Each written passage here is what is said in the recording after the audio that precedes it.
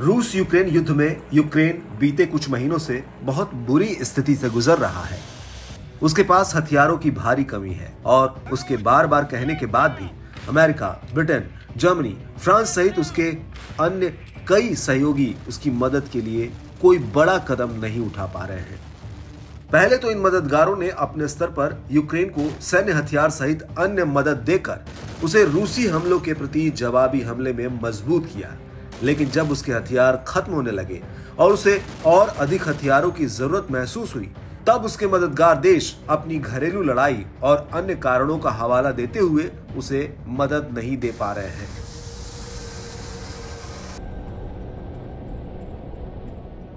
इस मौके का फायदा उठाते हुए रूस यूक्रेन पर ताबड़तोड़ हमले कर रहा है।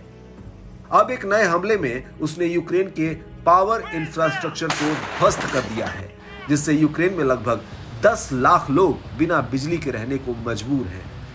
वहां के क्षेत्रीय प्रमुख का कहना है कि दूसरे सबसे बड़े शहर खार्किव में बिजली नहीं है और ओडेसा में 53,000 से अधिक घर बिजली के बिना हैं।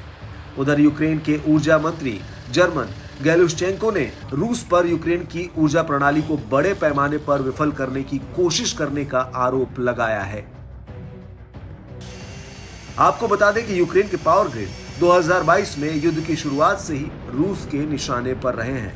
यूक्रेन के राष्ट्रपति व्लादिमीर जेलेंस्की ने कहा कि इन नए हमलों से पता चलता है कि पश्चिमी सहयोगियों को यूक्रेन को अतिरिक्त एयर डिफेंस सिस्टम सहित अधिक सैन्य सहायता देनी होगी।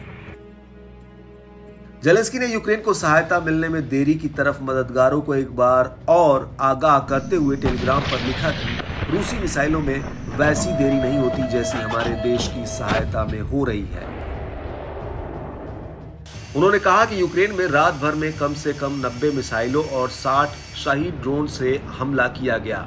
इन हमलों में राष्ट्रपति जेलेंस्की के गृहनगर क्रीवी रिह और विनित्सिया में हमले की सूचना है। रूस के इस हमले में यूक्रेन का सबसे बड़ा बांध डिनिप्रो एससीएस भी था, जो ज़पोरिज़िया में स्थित है। यूक्रेनी अधिकारियों के अनुसार इस बांध पर 8 बार हमला किया गया था। हालांकि अधिकारियों के मुताबिक बांध को कोई बड़ा नुकसान नहीं पहुंचा है, लेकिन मिसाइल हमले के दौरान बांध पार कर रही ट्रॉली बस में आग लग गई, जिससे चालक की मौत हो गई। हमले पर प्रतिक्रिया देते हुए रूस ने कहा कि ये रूसी क्षेत्र पर यूक्रेन के हालिया हमलों का बदला है। इस हमले में कम से कम 5 लोगों के मारे जाने और 14 लोगों के घायल होने की खबर है। दरअसल बीते कुछ दिनों पहले यूक्रेन की तरफ से लड़ रहे कुछ समूहों ने बेल्गोरोड और कुसर्क में जबरदस्ती घुसने का प्रयास किया, जिसको लेकर रूसी रक्षा मंत्रालय ने दावा किया था कि उन्होंने इस हमले में यूक्रेन को नाकाम कर दिया है। मंत्रालय के दावे के मुताबिक इस हमले में यूक्रेन के 1500 सैनिक हताहत हुए थे और कई सैन्य हथियार भी नष्ट हो गए थे।